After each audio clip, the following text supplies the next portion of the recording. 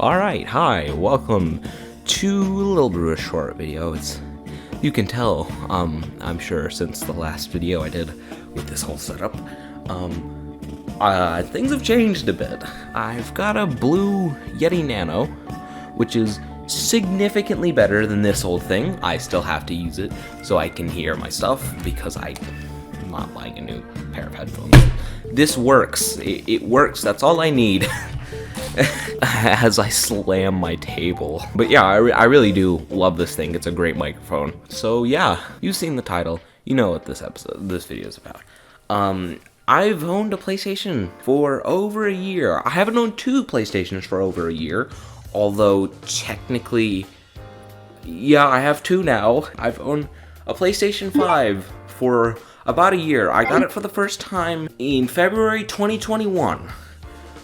This was after about 4 months of being trying to get a hold of the PlayStation 5 across various retail stores that were not trying to scalp me. It was very difficult. Getting a hold of these consoles this generation has been a nightmare. It took me 4 months to get a hold of that thing, but I don't regret it at all. I didn't ever have a PlayStation 4. I've used it and I think it's good. And I was going to get it get a PlayStation 4 instead of a 5 if this thing didn't have backwards compatibility. It did. It has full. And that was the main selling point. I get to do everything that was already on the PlayStation 4 and all of the new stuff, which was awesome because there was a ton of stuff on PlayStation 4 I wanted to get, like, namely the main reason I got the console, Persona 5 Royal. And, well, the other reason was initially going to be for Yakuza 6 and 3, 4, 5 because they weren't multi-platform, but like a month before mine came in, they all launched on Game Pass, so my wallet was a little happier.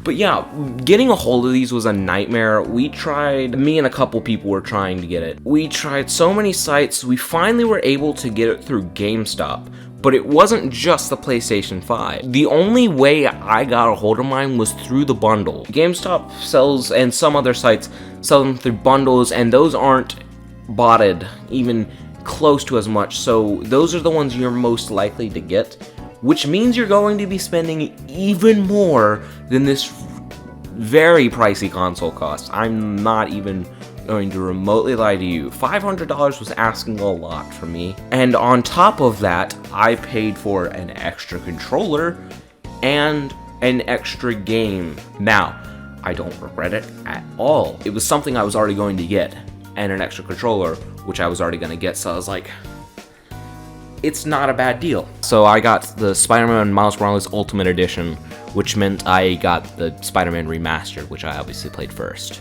And so that was pretty expensive. Now, I do want to mention, this thing is massive. It is taller than one of my monitors that I use. Once I got a hold of my PlayStation, the first thing I did was both insert the disc for Persona 5 Royal and insert the code for Spider-Man Remastered. I was very excited. Neither of them took very long to download because the download times on this thing are pretty nice. They're still, like, you're still waiting a bit, like 15-20 minutes for big games that are like 40 gigabytes or so. But that's way better than I used to have to deal with. For reference, my only other consoles before getting this thing were an Xbox One and some older Nintendo consoles and the Switch. So basically the only reference I had for downloads was the Switch and the Xbox. The Xbox is not very good at downloading games. It is, wow, it's slow. And that's one thing I'll definitely give this and the Series X. Whoa, these SSDs are very nice. I do want to cover the backwards compatibility thing because I wanted a PlayStation for a while because it's got very eye-catching exclusives. And just in general, I love the PlayStation Trophy system so much. It's very satisfying to me.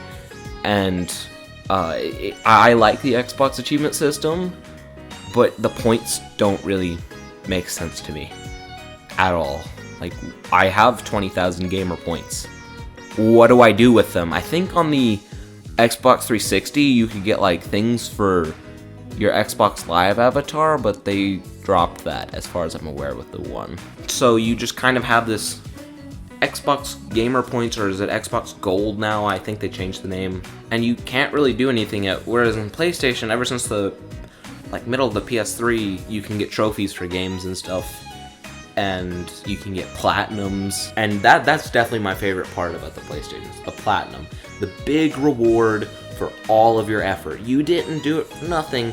You got this really shiny trophy saying, great job, and I really appreciate that. I've got 6 platinums so far, and I'm very close to getting a 7th on Judgment. I've shared one of them, getting the process of getting them when I did Ratchet & Clank Rift Apart, the series. So you've got an idea now of my PlayStation experience, so let's talk about the games. Now, Detroit Become Human is really interesting to me. I really enjoyed it. I had a fun time.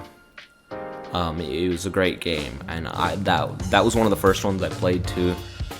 So I would say that was a game I would say, yeah, you should get a PlayStation 4. Now, this dude is the reason I got a PlayStation. Atlus's styles of games, which I've been playing a lot recently, have really stuck out to me. This game is probably one of their best in my opinion. It's gorgeous, it's stylish, and it's a blast. And I absolutely say it was worth getting a PlayStation 4. I do want to shout out Matrix Awakens, even though it's not a PlayStation 5 exclusive. It is a next-gen exclusive, and wow, wow, it's neat. It looks really great in video, but on a TV, like, I watched it on video, and I was like, I'll grab it because it's free. I'll test it out on my rig, and it shocked me. It looks great on YouTube and stuff, but it's a little compressed, so you can kind of tell it's fake. On the TV, you could have told me that was Keanu Reeves, and I would have believed you. I'm very excited to see UE5 in action from now on. You can see my thoughts on Rift Apart in my series, or you can hear it from me here. This game is so fun. It's so gorgeous. It is probably one of the prettiest games I've ever played. I can't believe it, honestly. Insomniac pulled some serious magic with this game, and it was great. I would absolutely recommend it to everyone who has a PlayStation 5 to just see what their console can really do. That's it. That's a great point of reference. And of course, you have Astro's Playroom, which comes with your console. It's a very fun little game. You can platinum it pretty easily. It's a good experience. It shows you mainly what this thing can do, more than anything. Now, Miles Morales is another PlayStation exclusive, and I'll get to the original, but Miles Morales is a very nice looking game. It's short. It is very short. Even if I platinumed it, it was fairly short, and it was a very fun game no matter what. Still, same goes for Spider-Man, Marvel Spider-Man. This game is drop dead gorgeous. It is a blast, and it has a pretty good story. It's very fun. That is worth getting a PS5 for, but if you can't do that, it's definitely also worth getting a PS4 for if you don't already have it, because it's, I believe, one of the most sold games on the PlayStation 4. Yeah, I could be dead wrong. I do want to just highlight the PlayStation Plus collection. It really is an awesome deal. If you have PlayStation Plus and a PS5, you get 20 games for free asterisk, but that's only half the story. I love how they make the same startup sound. So I haven't had this thing for over a year, but I do want to discuss it for sure. Now, I got a hold of a PS3 mainly for retro gaming, not for the PS3 games. I got it used on eBay, and my main goal on it was to get a ton of PS1 and 2 games.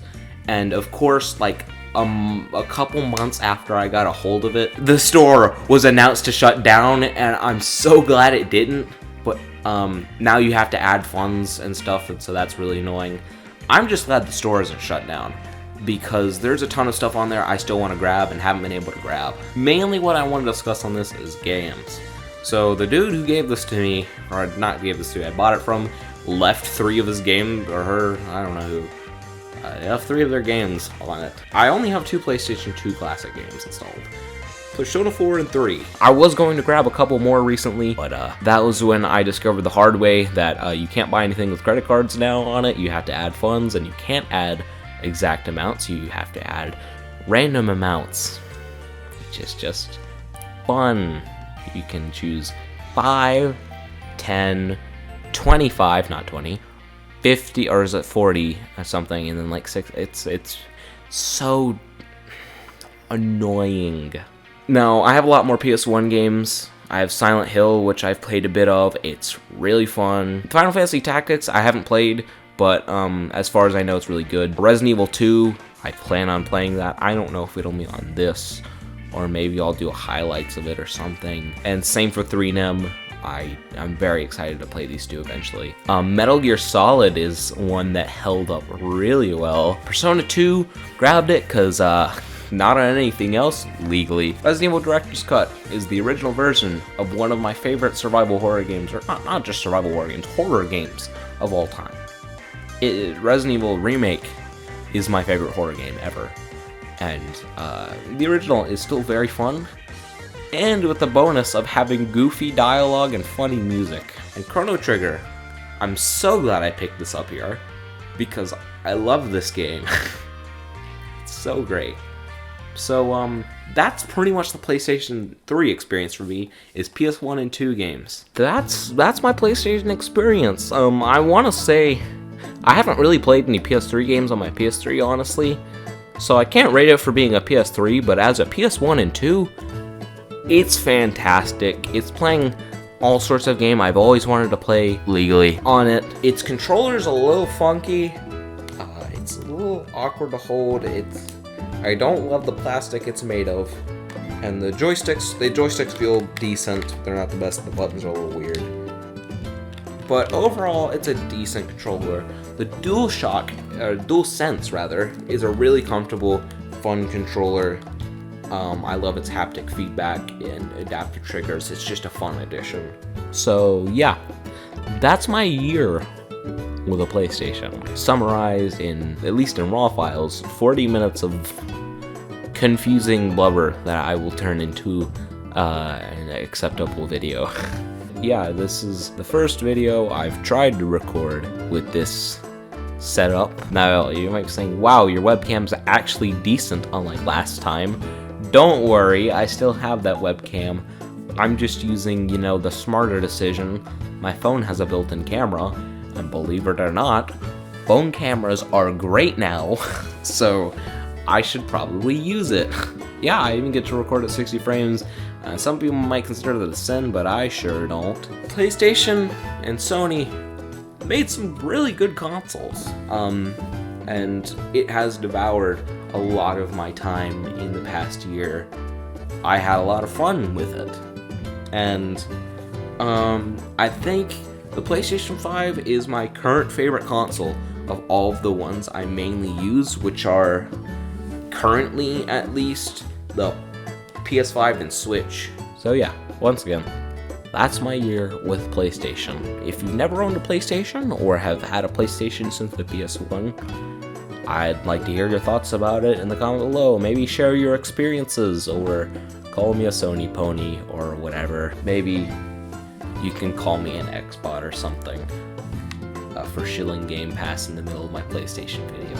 As for me, I'm whatever you call a Sega fan. So I'm just telling you now, whoever buys Sega has guaranteed one free ticket for me getting their consoles forever.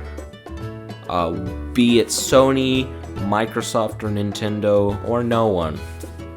I would like Sega to stay multi-platform because I'd like as many people as possible to get to experience their fantastic games, like That's not relevant. I need to shut up. Goodbye.